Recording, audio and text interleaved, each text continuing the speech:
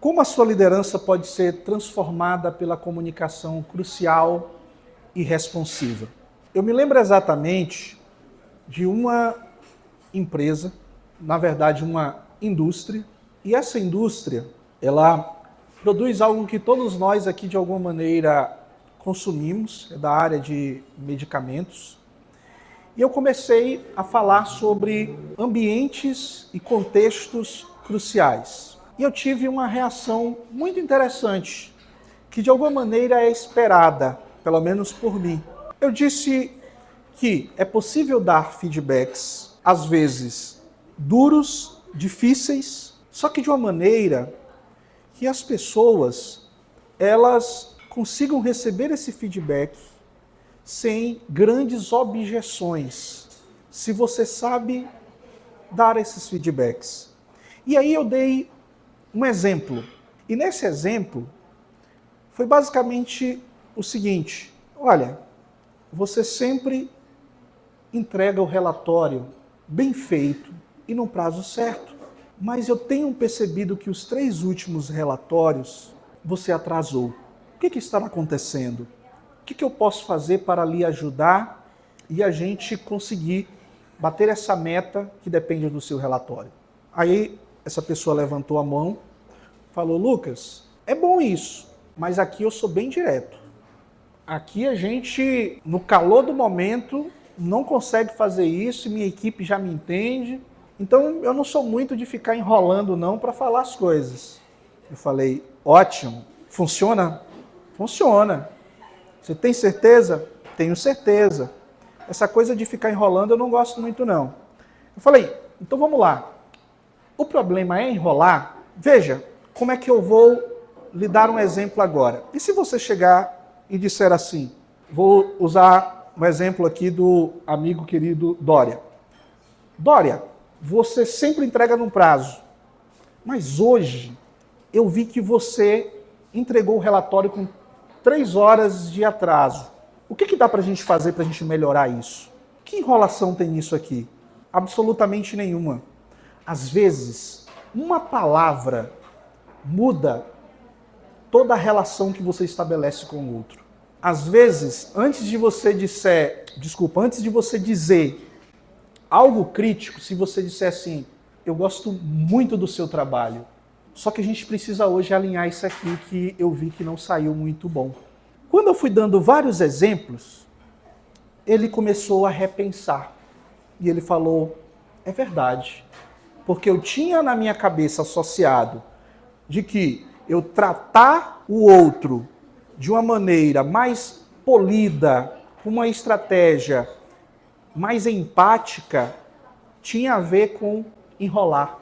Tinha a ver com ficar falando groselha ali antes, aquela enrolação toda que muitos líderes fazem e acabam dizendo aquilo que nem ele planejou dizer.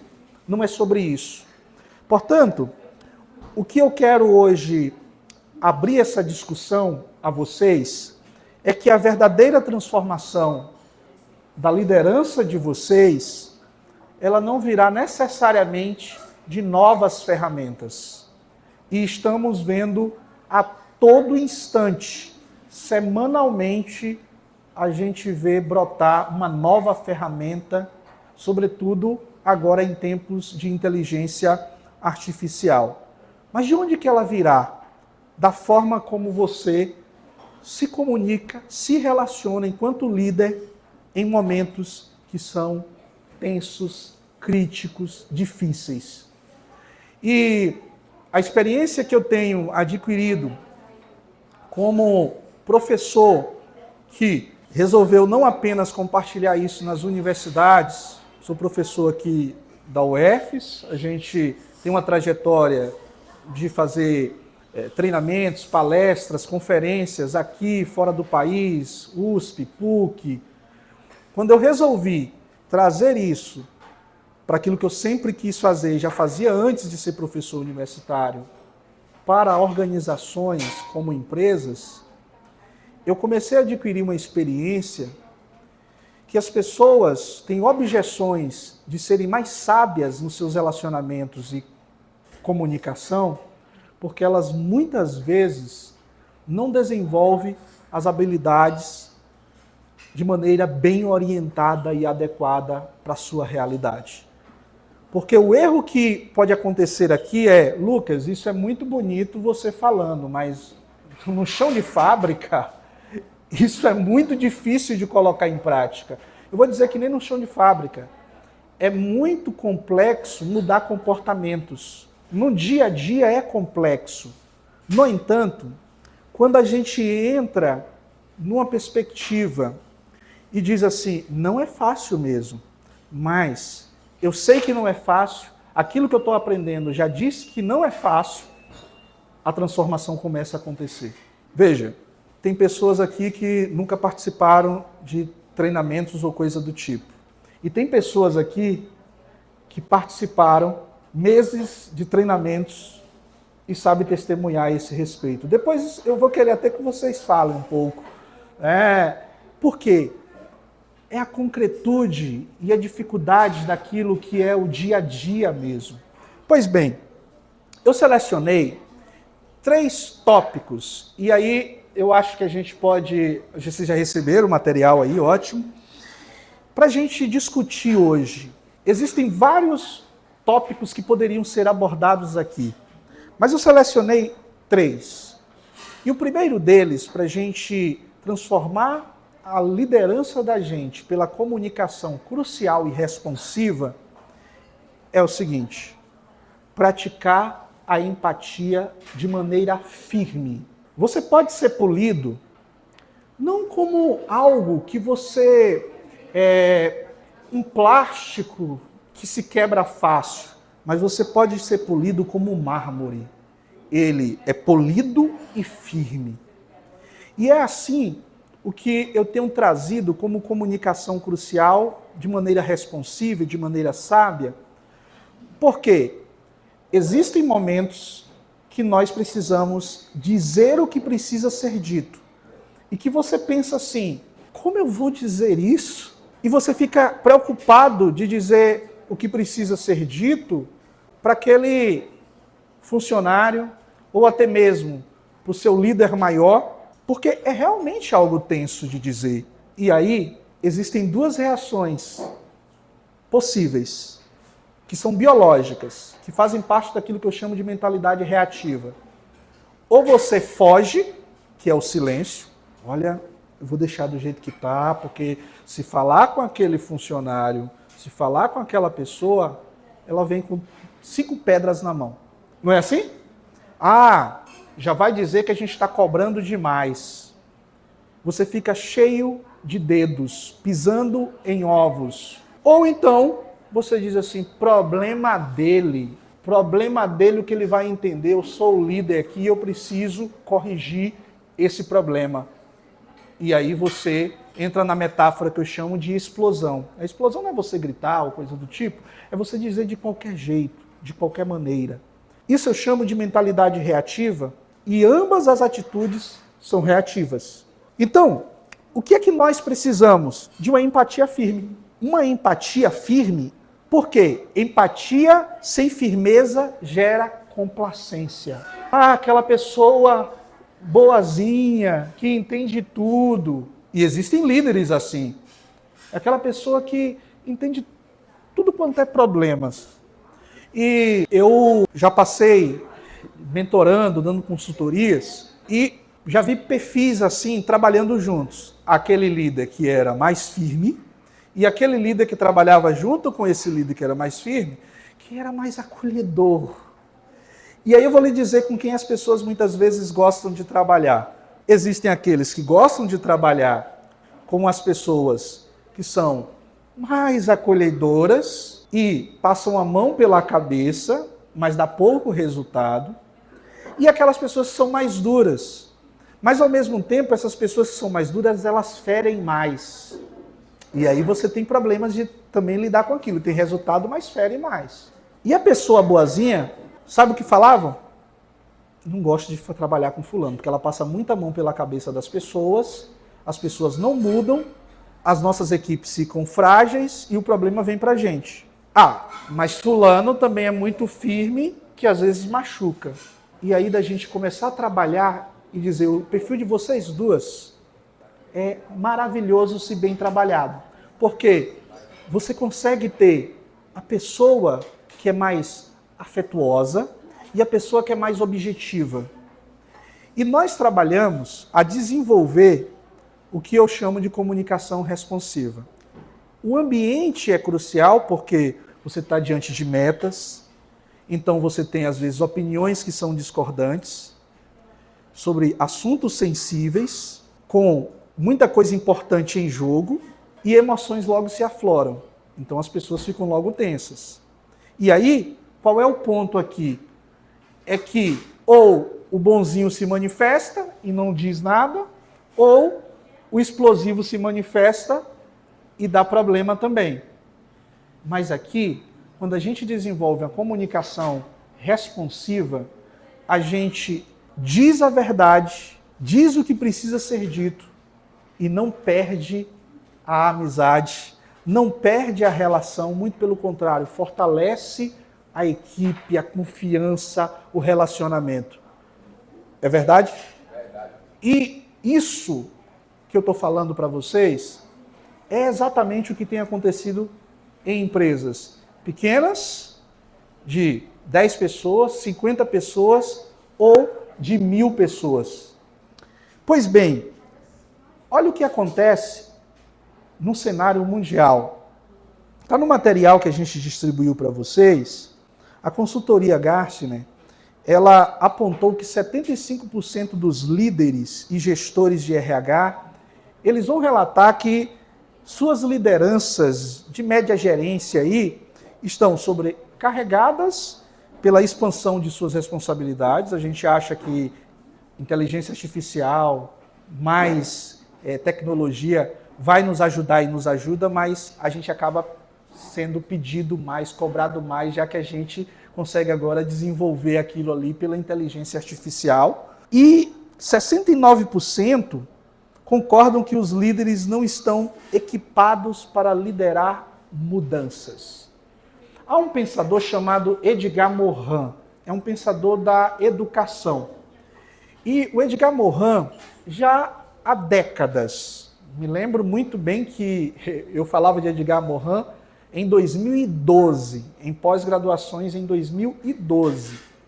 E ele falava que nós vivemos num mundo de incertezas e que existe uma única certeza nesse mundo, além da morte, é a mudança.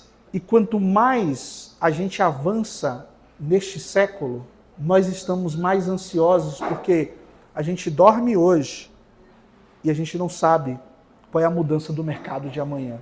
Hoje à tarde eu estava em uma reunião e uma pessoa que faturava mais de 15 mil reais só com um cliente, ela viu com a inteligência artificial a área delas praticamente se dissolver, porque as pessoas passaram a fazer aquilo que ela fazia e que levava tempo, treinada, a fazer com o uso da inteligência artificial, que com pouca ali instrução de prompt, faz o que ela fazia, levava tempo para bolar estratégias. O que é isso, gente? Mudanças. E aí, o que nós estamos vendo com os líderes? Nós estamos vendo que os líderes estão estressados. Que esse estresse leva ao quê? As pessoas, às vezes, a falar de maneira ríspida, porque você precisa passar essas mudanças, essas novas habilidades para as pessoas, e as pessoas também não estão preparadas do seu time, da sua equipe, para esse tipo de mudança. E aí, nós temos exatamente essa sobrecarga. Mas essa sobrecarga é a que mais precisa que você tenha técnica para poder você se relacionar bem com essa sua liderança. Percebe onde é que está esse gargalo e esse problema? Então, é possível sim você ter empatia com firmeza. E eu disse que empatia sem firmeza gera complacência e firmeza sem empatia gera demissão. Caos. Tem pessoas aqui de RH e com larga experiência. E eu sempre pergunto quando eu estou diante de pessoas experientes de RH. A sua empresa demite porque a pessoa não tinha uma competência técnica, ou ela demite muito mais por questões comportamentais. Minha amiga Thaísa, você demite sempre lá por questões de competência técnica, você, digo, né, a sua empresa, ou muito mais por questões comportamentais? Antes de dar a resposta, é assim, quem se demite é a própria pessoa. Perfeitamente. E 99% do comportamento. Porque a competência técnica, se ela não chegou a saber, ela vai desenvolver, ela vai ser, mas a parte comportamental, se ela não tiver aberta. Perfeitamente. A gente pode colocar o microfone aí, embora eu só abrir ali a exceção para ela falar rapidinho. Veja, então, isso é um ponto importantíssimo. E é o que a gente tem visto. Infelizmente, às vezes eu participo de decisões a respeito de demissões, porque a empresa fala, Lucas, e aí? Tem jeito? Já fizemos tudo. Aí eu, não, vamos tentar um pouco mais, às vezes dá certo. Mas às vezes são anos e anos e que a pessoa não entende que ela precisa mudar o comportamento. Pois bem, o segundo ponto é uma liderança para momentos cruciais. Ela precisa integrar a inteligência artificial sem perder o fator humano. Todos nós estamos sendo impactados com a inteligência artificial. Eu sou professor de universidade, sou professor em cursos de pós-graduação, de mestrado, doutorado, de especialização, MBA, de graduação. E a primeira coisa foi, gente, não há mais o que fazer. Os nossos trabalhos precisam mudar. Você pede um trabalho para que o estudante faça em casa.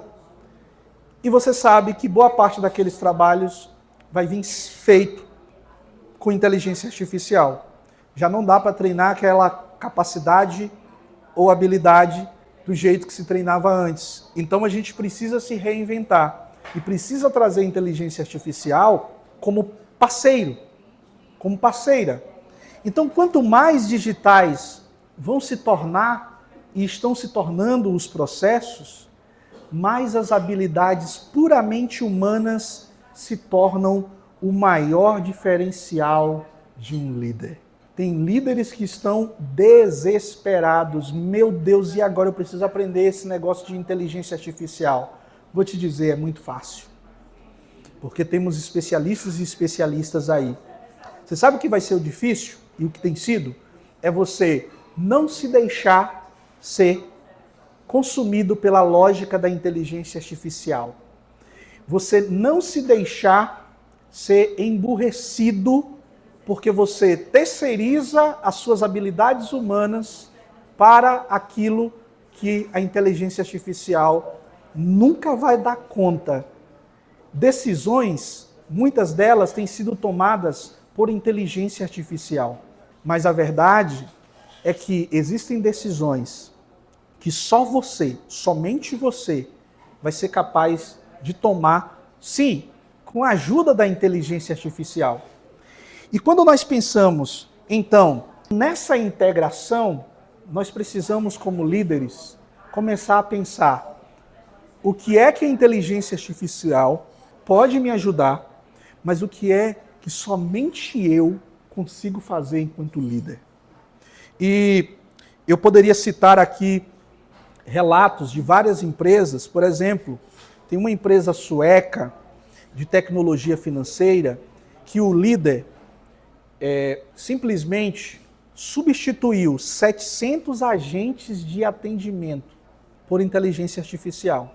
E aí, ele precisou ter uma conversa crucial com o seu time, porque o que aconteceu?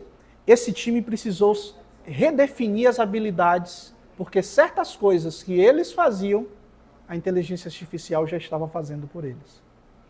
E uma coisa que acontece em momentos de mudança é que há um abalo psicológico muito grande.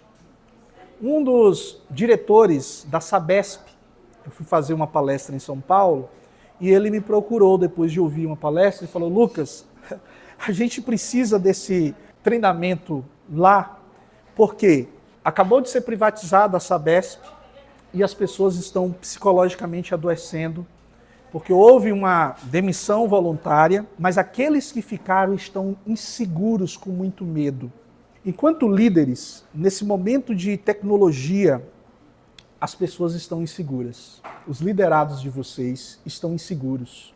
Quem trabalha com tecnologia, para além da inteligência artificial, sabe que, por exemplo, no ramo de manutenção, de oficina, e a gente faz muito treinamento hoje para o pessoal da área de manutenção, engenharia, engenheiros elétricos, mecânicos, é que muita coisa, as tecnologias têm dado conta, infelizmente, têm substituído mão de obra. Então aquelas pessoas estão lá sensíveis, porque elas sabem, puxa, se aparecer uma ferramenta amanhã, e o que o líder precisa? O líder precisa se comunicar nesse momento de insegurança psicológica. E aí é o que nós falamos de segurança psicológica. Tá a Larissa ali que fala de segurança psicológica, e eu desenvolvi um conceito chamado segurança comunicativa para a gente lidar com isso a partir dos princípios da segurança psicológica. Então, o líder, para esse momento de transformação, precisa integrar inteligência artificial, novas tecnologias com humanidade. Você precisa cada vez mais dizer o que é aqui que eu fazia, às vezes sem prestar atenção, eu fazia aquilo que era muito mecânico. A parte mecânica, a inteligência artificial está fazendo. O que sobra? A parte humana. E você precisa lapidar sua parte humana, porque senão você vai se tornar obsoleto. Porque senão você vai se tornar substituível. Mas, enquanto seres humanos, se a gente lapida a nossa humanidade no ambiente de trabalho, naquilo que a gente faz, a gente se torna insubstituível. E o último ponto, a gente precisa lidar com a velocidade das decisões. Mais do que nunca, nós estamos no precipício de tomar decisões muito rápidas. Porque antes, o cliente às vezes precisava ir à sua loja. O cliente antes precisava fazer todo um protocolo para chegar a demanda até você. Hoje ele manda pelo WhatsApp. Hoje ele faz um vídeo e já está ali, você dando uma prévia, e você precisa tomar decisões. É um problema que acontece. Às vezes o seu liderado está com um problema lá que antes ele precisava vir até você, agora não. Ele lhe liga, ele faz um vídeo e você precisa tomar uma decisão rápida porque o cliente está esperando. Então, a comunicação lenta, ela gera empresa lenta.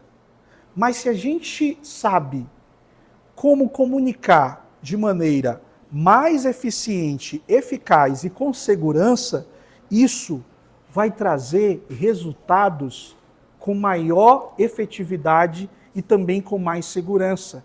Porque se você não tem técnica para se comunicar rápido, tomar decisões rápidas, pode ser um grande caos. Eu acompanho às vezes crises em que pessoas, líderes vão dar aumento de salário, aumento de benefício. E a forma como comunica, não é porque comunicou ruim, não. Mas um detalhe, uma palavra que não deveria estar naquele lugar. E por falta de um preparo mais eficiente, mais técnico, não foi feito. 2, 3 pessoas conseguem pegar aquilo e fermentar toda a equipe para aquilo que era um benefício se tornar um malefício. Gente, é incrível. E aí as pessoas ficam assim, como é possível? A gente está dando aumento. E as pessoas estão vendo isso como negativo. Por quê? Deu aumento, usou 2, 3 palavras que acionaram gatilho num contexto ali corporativo do histórico daquelas pessoas, daqueles trabalhadores, colaboradores, e isso gerou um grande problema. Então, a gente precisa lidar com velocidade de decisões. E É interessante isso porque a pandemia é um grande exemplo de como isso é determinante. Empresas que conseguiram tomar decisões rápidas e se tornarem rápidas em dar respostas para a pandemia, naquele momento de crise em que já não eram mais lojas físicas, a maioria delas garantiu sobrevivência. Mas muitas empresas fecharam naquele momento. E eu sou professor de uma universidade pública. A nossa universidade, assim, esteve de parabéns e está de parabéns pela atitude na pandemia. Porque logo de início, a gente foi a primeira universidade a adaptar para o online. Tinha resistência de professores? Tinha, mas fomos os primeiros. E isso precisou de decisão rápida. Você sabe por quê? É uma burocracia muito grande. Tem que passar por conselho, tem que ter muitas reuniões para fazer uma mudança assim muito rápida. E nós hoje precisamos saber lidar com burocracias para tornar o processo decisório muito mais rápido, e isso tem a ver com comunicação. Isso tem a ver com engajar as pessoas que fazem parte do processo decisório de maneira adequada, gerenciando informação, mas, sobretudo, relacionamento. E tudo que a gente faz nesse processo é por meio da comunicação. E aí, se você for para o finalzinho aí do material que eu deixei para você, a minha pergunta para vocês, depois vocês vão fazer perguntas e a gente vai dialogar. Firmeza com respeito. Você entregou o feedback difícil hoje, garantindo a dignidade e o respeito com o liderado? Não estou falando de feedback fácil. Não estou falando apenas de feedback de você trazer ali um elemento positivo, que as pessoas só pensam feedback no sentido negativo. Mas um feedback que é difícil de dar. E você garantiu a dignidade? Você garantiu elementos importantes para cultivar a relação? Segundo, deixou claro para a equipe de vocês como as novas ferramentas devem ser usadas como aliadas? Porque tem ocorrido casos que, diante da insegurança psicológica, as pessoas, os liderados, têm boicotado as inteligências artificiais, as novas tecnologias, justamente por medo de elas o substituírem. Há relatos e já há casos assim, porque é medo, as pessoas estão num lugar inseguro. E a insegurança é o lugar do ataque, do boicote. E como líderes, vocês têm a responsabilidade de criar segurança para essas pessoas, porque são pessoas que estão vivendo, vislumbrando meio que um caos, mesmo que esse caos não seja esse caos todo, porque em torno das inteligências artificiais também existe todo um discurso de fim de mundo apocalíptico, e isso gera mais ansiedade nas pessoas. Por último, para vocês refletirem, você tomou ou destravou alguma decisão hoje que costumava ficar presa em comitês, em algo muito burocrático, e você mesmo ser uma pessoa burocrática demais para tomar decisões? É hora de você garantir decisões seguras, mas de maneira mais ágil. Liderança ágil, metodologias ágeis, e isso transforma a liderança da gente. E agilidade sem uma comunicação adequada não é agilidade no mundo de hoje. Você precisa ser ágil, e a agilidade começa compreendendo a forma como você compreende o mundo e como você compreende a si mesmo e como você comunica aquilo que você deseja transformar no mundo, no outro e nas relações que você estabelece.